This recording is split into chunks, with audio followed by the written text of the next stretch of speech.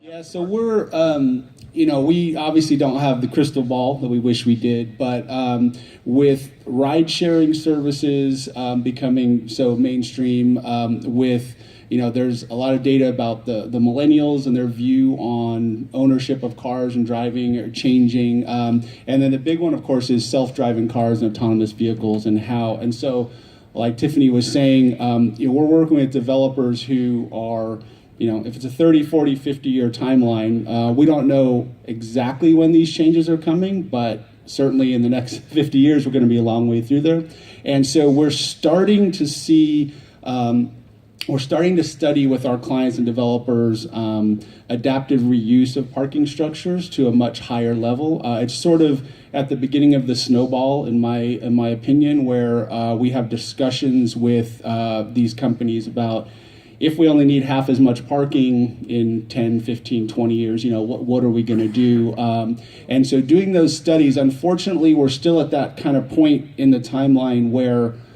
the ideas are good, give it some good thought, but investing that money is still a hard sort of final line to cross. If I tell you that the parking structure will be 20% more expensive if we allow for retail in the future on the ground level, something like that, kind of a made up number, but anyway, if I tell you that, and as a developer investor, you say, well, is this the right time to invest that money? So we're just at that point where the studies are starting, and there's a very few examples, but I think that is where the smart money is going, because parking structures are so expensive, and imagining it as more of the fabric of your campus is the right way to go.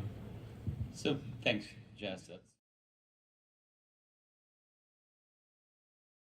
Yeah, I was just going to add that in terms of, there's a lot of unknowns in the future, but one thing that a lot of our clients are doing that we're recommending is really setting up a large amount of space for drop off and pickup, for whether it's Uber, whether it's bus, whether it's your own autonomous vehicle, whatever, but that is a practical thing that can be planned out today without knowing exactly what the future will hold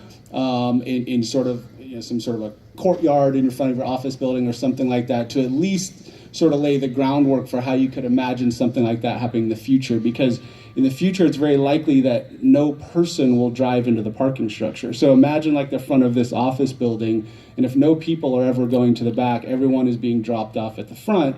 It's a very different sort of geometry of that space. And I think that's a practical thing that people can start looking at today without, sort of spending extraordinary amounts of money on unknown things.